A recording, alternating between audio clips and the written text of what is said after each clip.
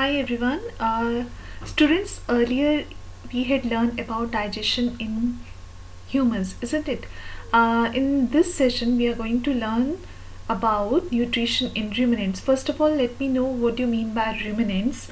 Students, have you ever seen a cow chew continuously and ever wonder why they are doing so?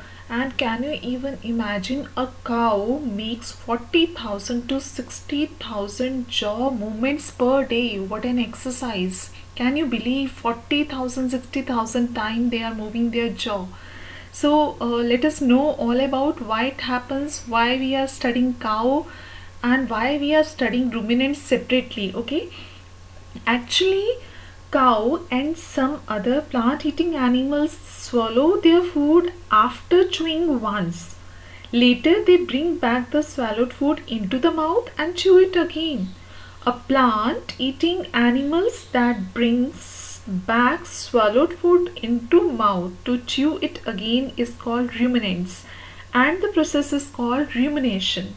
This habit of plant eating animals make their digestive system different from ours, and that's why there is need to study them separately. So what are ruminants? Let me know.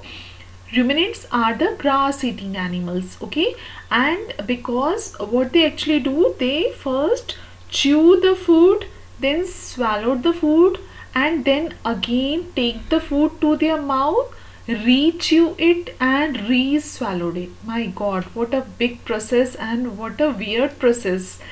And why we are learning it separately, because they are having a special stomach which we call compound stomach.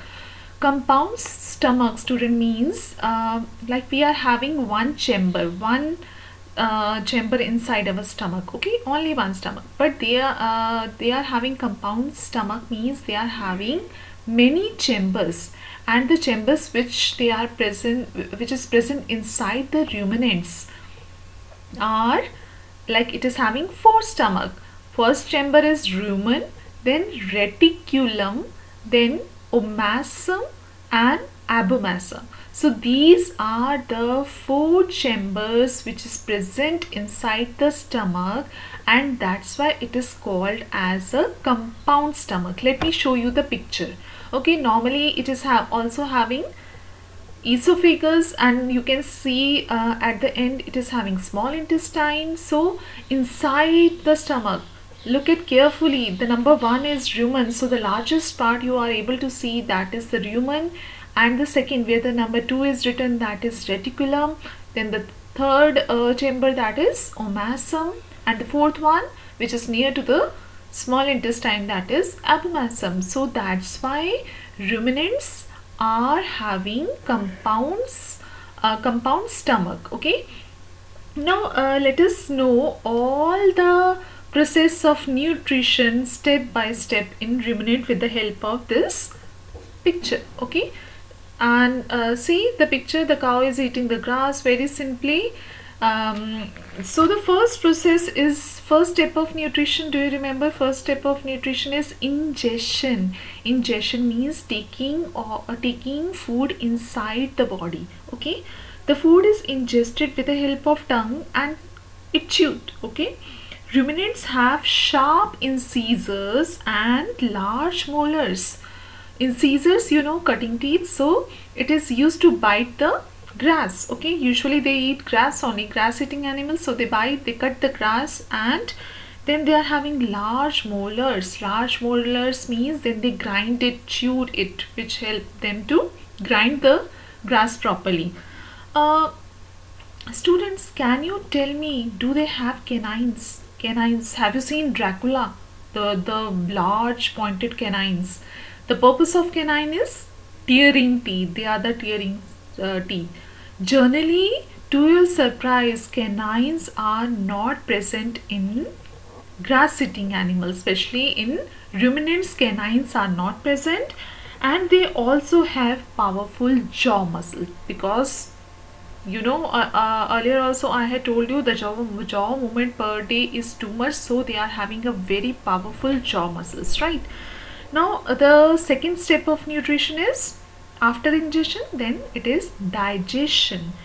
After being chewed once, the food passes down the 2 to 3 feet long esophagus. See the food pipe, esophagus, from mouth. The food generally goes to esophagus. The esophagus leads into stomach, and the stomach of the ruminants, as you all know now, it is having four chamber: rumen, reticulum, omasum, abomasum. Okay, and let us now learn in detail one by one. So from esophagus, the food first go to the first largest chamber of the stomach, and that largest chamber is what? Yes, it is rumen. The rumen help in storing the large quantity of food that has been quickly consumed by the ruminants. The food is partially digested here and is now called the cud. So what is cud? Cud is the partially digested food, and sometimes they are also called as cud chewing animals. Okay, so the cud is then brought back to the mouth, re-chewed, re-swallowed. Okay, and one more thing which I want to tell you, see the rumen. Okay, rumen is having lots of billions of bacteria, good bacteria, useful bacteria and protozoa inside their inside it. Okay, and what is the function of these bacteria? These are very helpful bacteria because these bacteria break down the carbohydrate, which is cellulose, which is present in the grass. So here I want to tell you, already students, you have learned earlier that carbohydrate like sugar and starch is the two forms of the carbohydrate.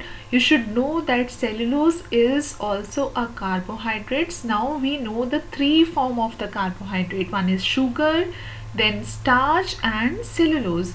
And generally humans, we are not able to digest grass. If we will eat grass, we are not able to digest grass because we are not having certain useful bacteria which the rumen, which the cow is having, which is present inside its rumen. Okay, so these special bacteria, they digest cellulose, and where the cellulose is present? Cellulose is present inside the grass which they eat. Okay, so are you able to understand the first step, that is rumen? Rumen is what? Rumen is the largest one, and it is having special bacteria which digest the cellulose. Okay, then from rumen the food goes to move to the second chamber of the stomach, that is called as reticulum. The reticulum helps in moving the swallowed food back into the mouth for thorough chewing. Okay, first they eat fast and then what they do, they again take the food back to their mouth and slowly thoroughly they are chewing it, and the reticulum opens into the third chamber, and the third chamber is the smallest chamber, that is called the omasum. Here omasum absorbs excessive water. Okay, and then from omasum the food finally goes to the fourth chamber, that is abomasum. Abomasum, the wall of abomasum secrete digestive juices. So this is all about the digestion which take place inside the stomach. And see, the next step is absorption. Okay, so the food from the abomasum passes into the small intestine, where it mixes with the secretion from the pancreas and liver. Like us, we are having certain the gland, okay, two glands which are very helpful in the complete digestion, and it is associated with the small intestine. Okay, here also they are also having liver and pancreas like us, and most of the digestion of carbohydrate, protein and fat take place inside the small intestine. Several villi which is present in small intestine help in the absorption of the food. So the small intestine, then it leads to the large intestine. The main function of large intestine is to absorb the water and eliminate the undigested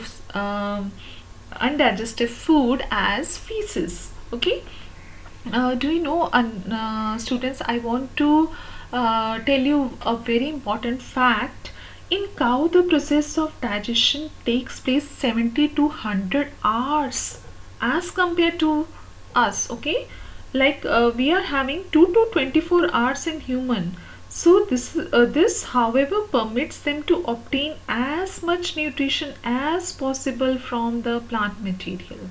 So it is so fascinating and so different, the digestion process, like how they are having and dealing with the four chamber stomach inside their body, and like their jaw movement, it is totally different. I hope you are able to understand it, and you like the way they are digesting the food.